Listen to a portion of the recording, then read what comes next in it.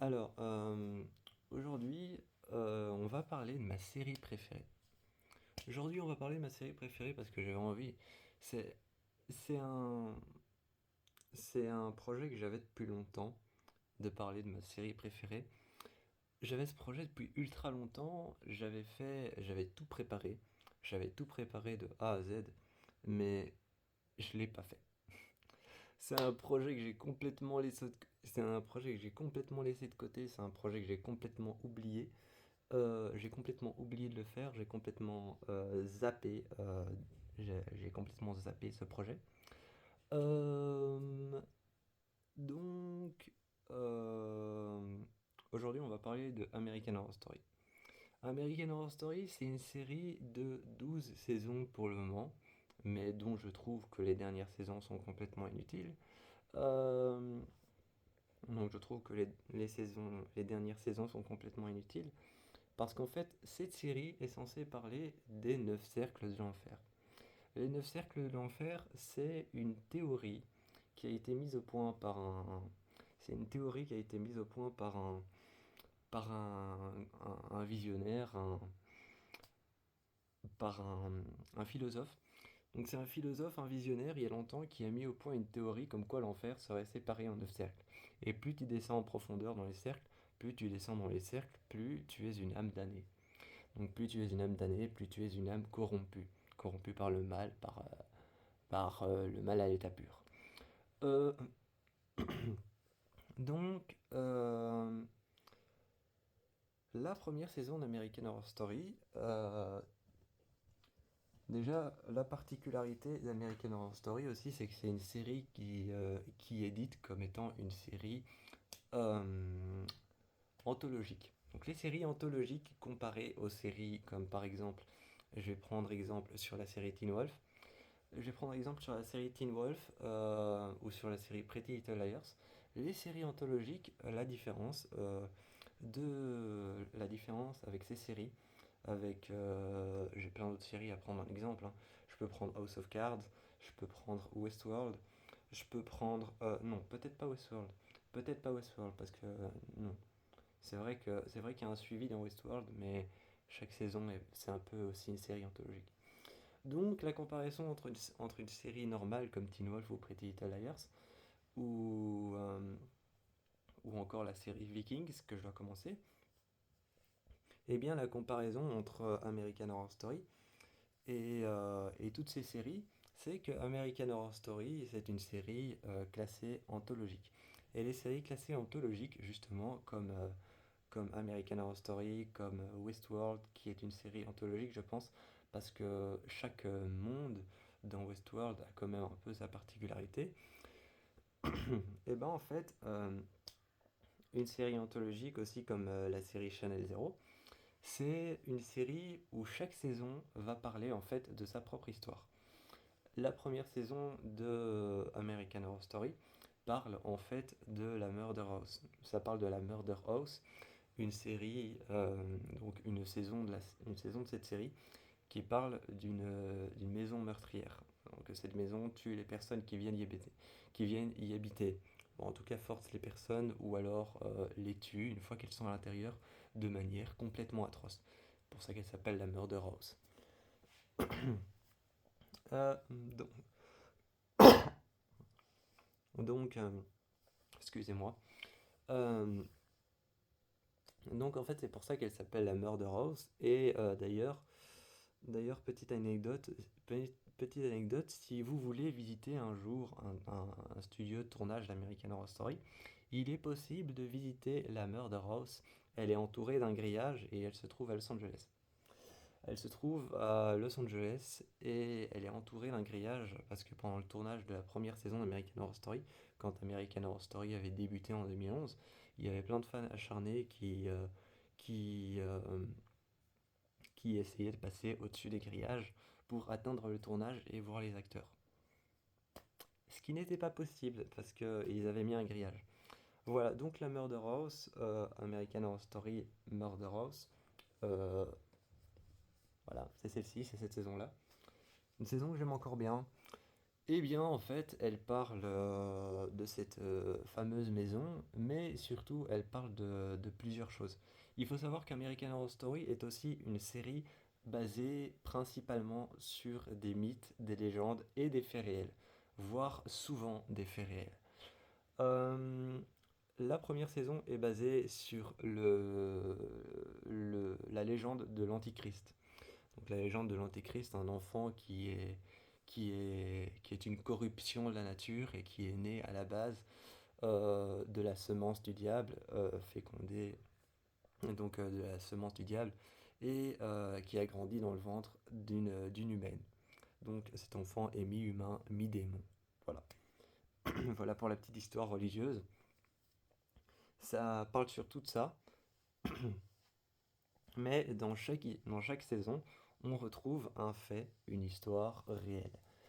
Dans la saison 1, on retrouve un mythe. Le premier mythe, c'est Monsieur le Porc, qui est un mythe connu. Les mythes sont souvent basés sur des faits, donc sur des histoires réelles.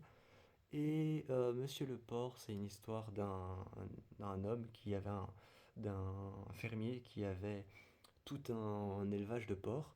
Et les gens se plaignaient d'odeurs et de cris atroces venant de sa ferme. Un jour, on a appelé un jour, on a appelé les services sanitaires et la police. Ils sont venus enquêter dans la maison et ils n'ont pas trouvé l'homme en question. Et ils ont vu plein de cochons mutilés.